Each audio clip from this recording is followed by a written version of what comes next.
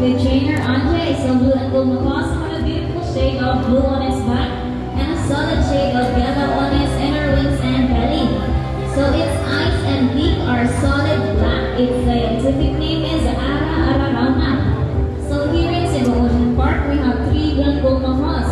We have Goldie up there and si Blue on the zoo earlier in the basketball game. So later na ako may segment si Goldie. So muhay po na si Goldie, pinashy type. Hi Goldie! Ay, so cute.